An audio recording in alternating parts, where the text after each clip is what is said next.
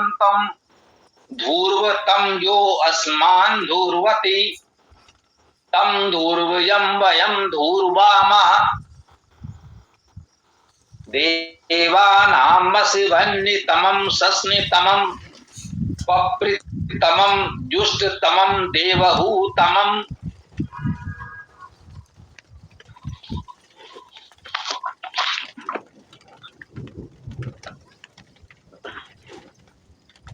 यह मंत्र महत्वपूर्ण है हमारे लिए। एक विशेष दृश्य हम अनेक बार इसका उल्लेख कर चुके हैं।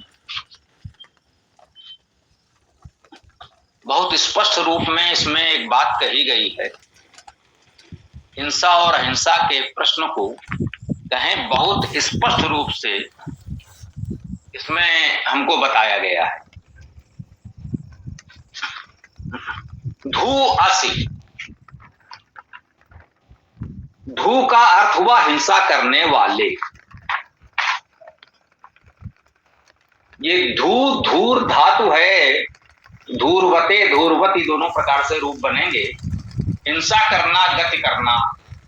हिंसा में गति का भाव भी निहित होता है, ऐसा भी विद्वानों का मानना है।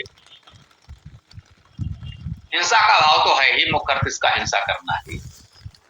धू अर्थात हिंसा करने वाले, हिंसक। असि अर्थात हो, ये तो हम सब जानते ही हैं, अस धातु सहजता से असि हो। धू असि हिंसक हो। अब असि हो मध्यम पुरुष एक वचन की क्रिया है, तो तुम तो इसमें है ही, अर्थात तुम हिंसक हो। इसका और कोई अनुवाद नहीं हो सकता। हिंसा में गति का अर्थ निहित मानकर इसका ये अर्थ कर सकते हैं कि तुम गतिशील हो। मूल अर्थ वही है, तुम हिंसक हो या तुम गतिशील हो, इसका और कोई अर्थ नहीं हो सकता। मुख्य अर्थ धातु का हिंसा करना ही है, और इस प्रश्न को बहुत अच्छे प्रकार से इसमें समझाया गया है। अतः हम सीधे सीधे यही अर्थ ले रहे हैं।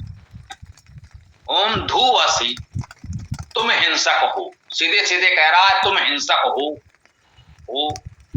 समाज में बहुत से लोग हिंसक हैं, यह सत्य है। तो वेद उनको संबोधित कर रहा है जो हिंसक हैं। कह रहा हाँ भाई तुम हिंसक हो, हाँ भाई हैं। अब हैं तो हैं, चाहे जिस लिए हैं, जिस कारण से हैं तो हैं। वेद स्वीकार करता है कि बहुत से लोग हिंसक हैं। कह रहे हैं धू असि, तुम हिंसक हो। तो क्या करें? धूर्व,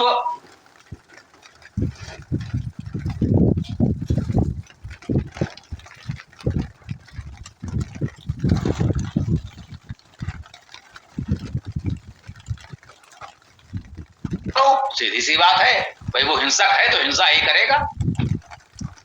इतने स्पष्ट शब्दों में वेद कह रहा है कि तुम हिंसक हो तो हिंसा करो। लेकिन ये कौन सी बात हुई? ये वेद क्या बता रहा है? हिंसक हो, हिंसा करो।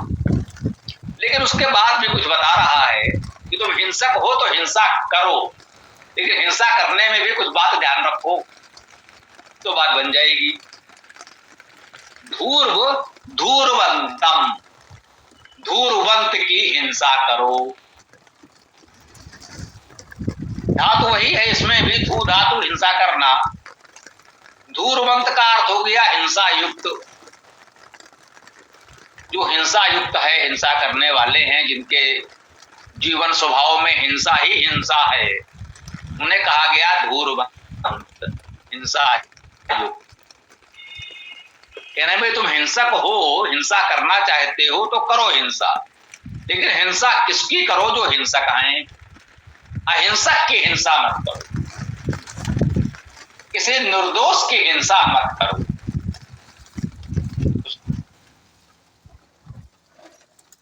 लोग हो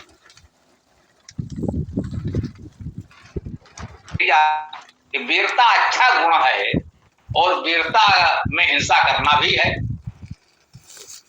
अन्यथा क्या वीरता हुई? यद्यप वीरता में मुख्य भाव साहस का है, सत साहस का है, उसमें हिंसा आवश्यक नहीं है। फिर भी बल विक्रम पराक्रम का भी सम्मान है समाज में। तो कह रहे हैं धूवसी, तुम हिंसक हो तो धूर्व हिंसा करो, इसकी धूर्वंतम, जो हिंसक हैं उनकी हिंसा करो। धूर्व धूर्वंतम, हिंसक की हिंसा करो। हिंसक है उसकी तो हिंसा करनी ही हो। जो मारने वाले हैं उनको मारो, बचाने वाले को मत मारो, अहिंसक को मत मारो, किसी दीनहीन निर्बल सज्जन को मत मारो, हिंसक को मारो। धूवस धूर्व धूर्वंतम, तुम हिंसक हो तो हिंसक की हिंसा करो। और किसकी हिंसा करनी है? धूर्व तम, धूर्व अर्थात हिंसा करो, तम अर्थात उसको हिंसा करो। और किसकी हिंसा करो? उसको, यो अर्थात जो, असमान अर्थात हमको, धूर्वती अर्थात हिंसा करता है। धूर्वतम जो असमान धूर्वती, उसकी हिंसा करो, उसको मारो जो हमको हिंसा करता है, जो हमको मारता है उसे मारो। देखिए धूर्वती एक वचन में है, कोई एक दुष्ट व्यक्ति है, असमान बहुवचन में है हमको।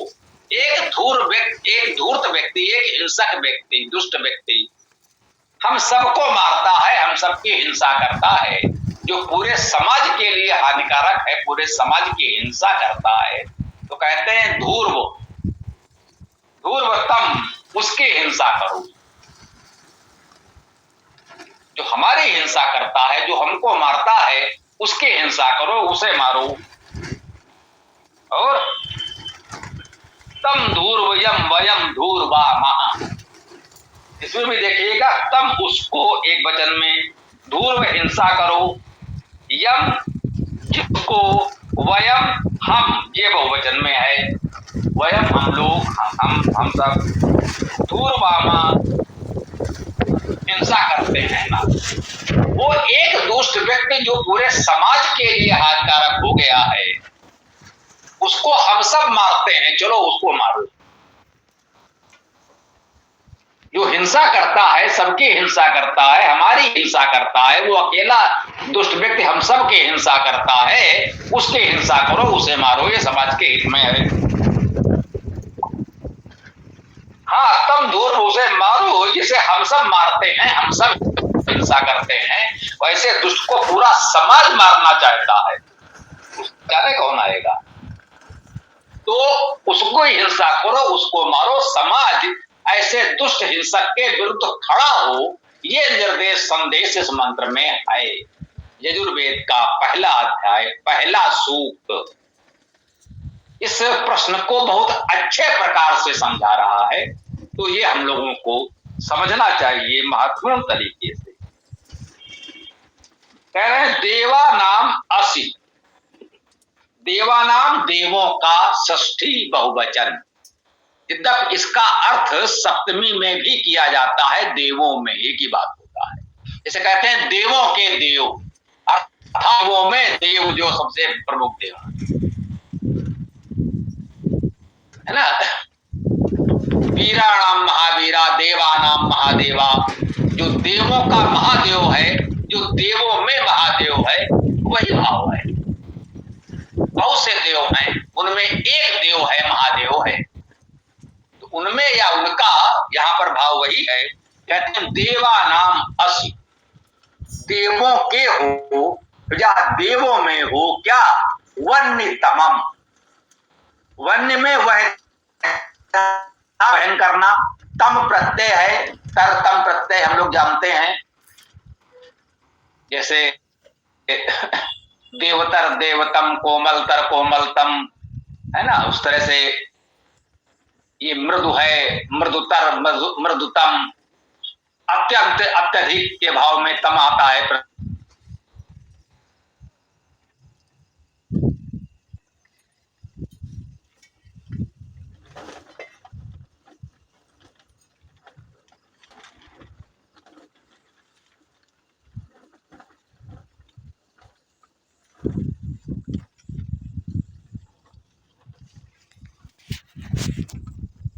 हिंसकों की हिंसस्नि तमम, इसमें भी वही तम प्रत्यय है ना। सस्न तमम का अर्थ अतिशय शुद्ध।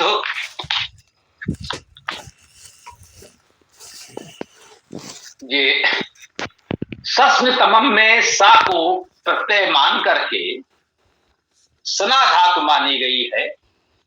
स्नाति स्नपयति स्नापयति, शुद्ध होना, शुद्ध करना, जो भी माने। तो सस्न तमम का अर्थ हो गया अत्यंत शुद्ध, शुद्धतम, यूं कह लें, शुद्ध, शुद्धतर, शुद्धतम। तो वही सस्नि सस्नितर सस्नितम। तो सस्नितम हो अर्थात शुद्धतम हो, अतिशय शुद्ध हो। पप्रितमम, अत्यंत पालन पोषण करने वाले।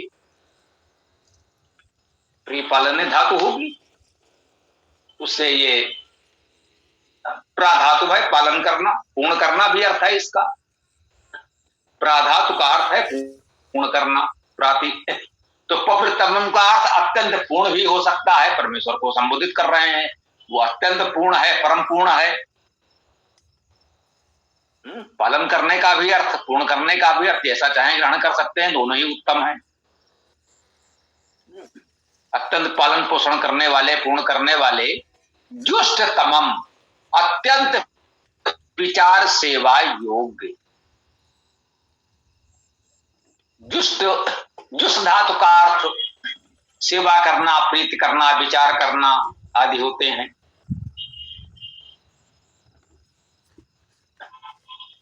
ना।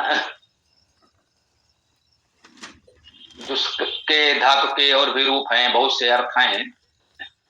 तो विचार करना, इसमें वितर्क करना, विवेचना करना, विवेक होना, प्रेम करना, सेवा करना, प्रसन्न करना आदि जुष्ट धातु के बहुत से उत्तम अर्थ हैं।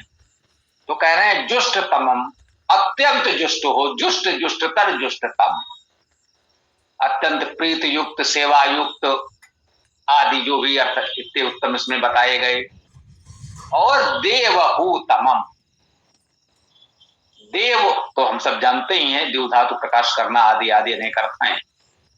तो देव हु धातु का, देखिए हु धातु का अर्थ एक तो दान करना, आदान प्रदान करना हम लोग जानते हैं।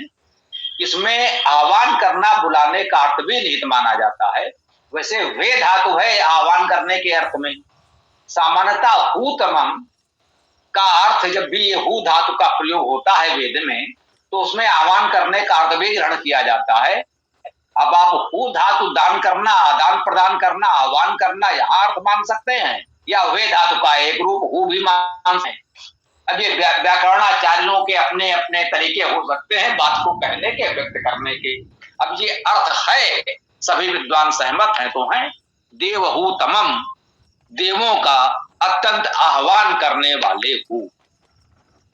तो इसमें मुख्य बात यह बताई गई कि हिंसा करनी है, कभी कभी करनी पड़ती है, ठीक बात है, कभी हिंसा भी करनी पड़ेगी। लेकिन हिंसा किसकी करनी है?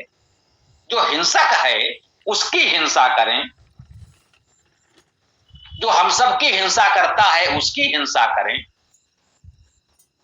जो इतना दुष्ट समाज विरोधी है कि पूरा समाज उसकी हिंसा करना चाहता है, उसकी हिंसा करें, उसे मारें।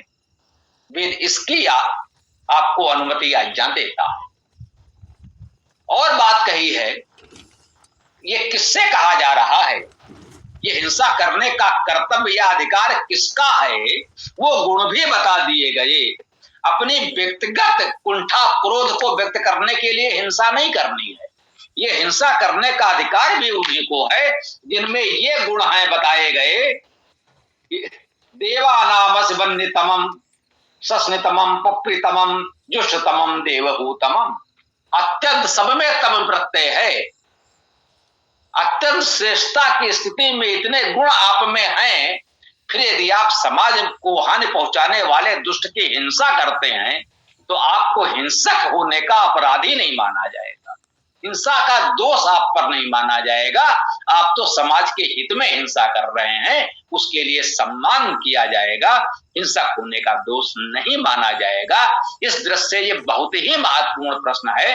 हम चाहेंगे आप सब लोग इस मंत्र को अच्छी प्रकार से जान लें, समझ लें, कंठस्थ कर लें।